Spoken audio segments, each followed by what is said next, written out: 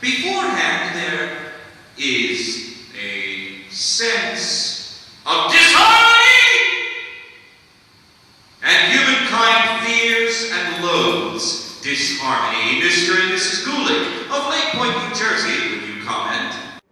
Really try to incorporate the uncomfortable, ill at ease, the quality in them that they're not familiar with interviewing. They don't really know how to respond to these questions. With his metaphysical questions and all these attacks that he makes, really start letting them process that. And also making sure that that doesn't include adding punctuation where there is none, adding ellipses. I think I made a note a little earlier about working through your lines and using your lines and your words and your punctuation that you have to indicate that stuff instead of waiting and sort of thinking through before you speak, okay? And I think if you really try to start the line where it's supposed to start and not add punctuation, it'll become very interesting how those lines change, okay? Mr. and Mrs. Gulick, from your experience, would you theorize for our audience, is the universe predestined in every particular, or is man capable of acts of freedom?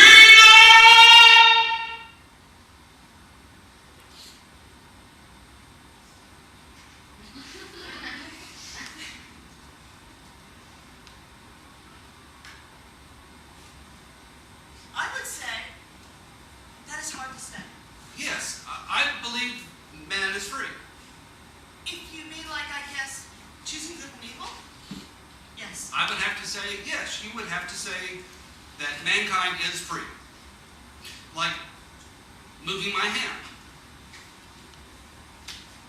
If nobody is free, it wouldn't be right, would it? To punish anybody? There is always hell. I believe in hell. Anybody at all? Though I am not free to fly up in the air, am I? Because, well, I'm not built right for that, am I? So now that we know what the microphone's going to sound like and we have some idea of that,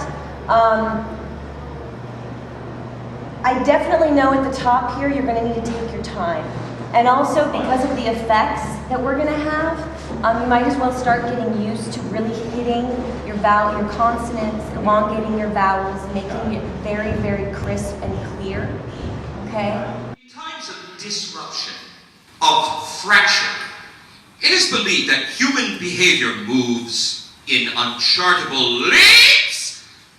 History is a formal record of such leaps.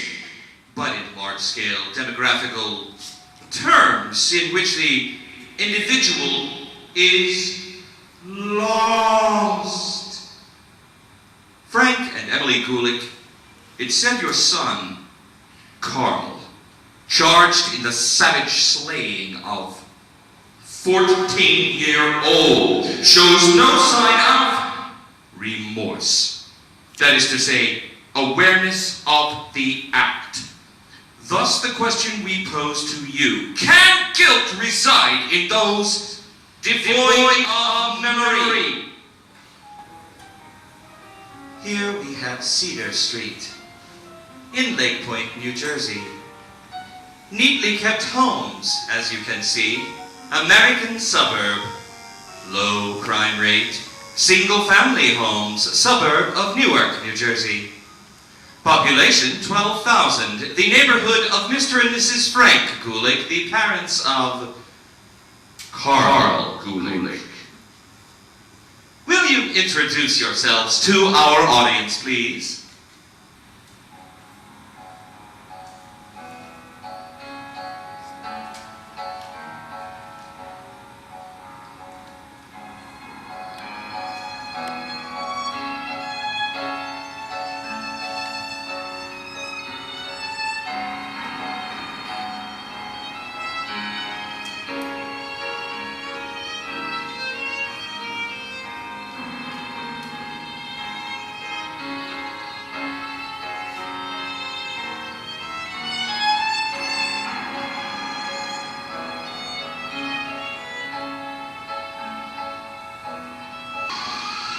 today's pressing political issues, the rise in violent crime most concerns American citizens' #1 political issue out. Mr. and Mrs. Gulick, tell our viewers your opinion. In this state, the state of New Jersey, Oh, it's everywhere. there's capital punishment, supposedly. But the lawyers get them off. You bet. There's public defenders, the taxpayer pays. Oh, it's out of control. Like that, what is it, acid rain? It can fall on you anyway. The sun is too hot too. The greenhouse effect. Judy, your work through with the oath, you can see some of the things I see inside the things with so much blood. That felt really, really honest and right on tonight.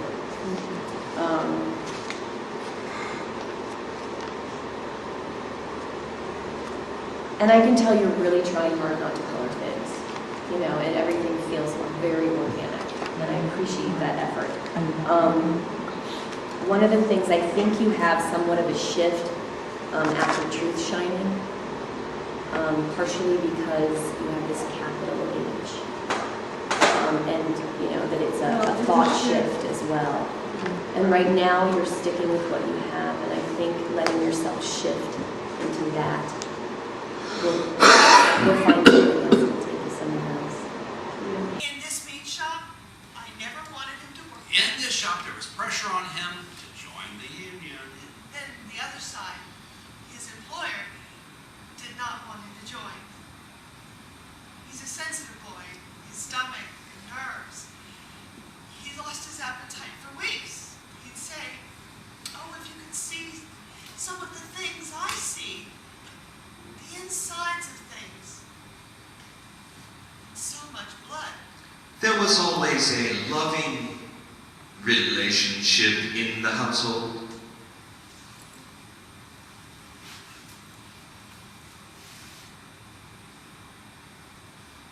When they took him away, he said, he was so brave. He said, Mama, I'll be back soon. I'll be right back. I am innocent, he said. I don't know how she came to be in our house. I don't know. I don't know, he said. I looked into my son's eyes and saw truth shining. His eyes have always been dark green, like mine. Okay, hold. Okay, so can we take it back to the top and just run this sequence, Jennifer? Yes. Okay, the projections looked really good. Those are all fine. If you could hold identity a little bit longer, since we have all that space, there shouldn't be too much of a lag between identity and disharmony. Okay? Matt, when you come off to cue them, get in front of them, walk them up to the stage, and sit them down, okay? So you guys, if you guys could come back to your entrance, and I will show you what this needs to look like, okay? When the montage is going, my instinct was we shouldn't react to that, and then maybe once they go into the, you know, the words or whatever, then is it okay to react to the screen, or what do you think? You guys can be looking, that's fine. During the montage, or, okay. Yeah, you can, Okay. that's fine. You're gonna be in the dark, so, but you'll Well, still, but we're I felt pretty establishing that you're visible, yeah. entering the scene, okay? Oh, yeah. So, There is always a sense of the inevitable once the identity of the murderer is established. Hold. That might be a little bit. Amber, how's that sound? it sounds great.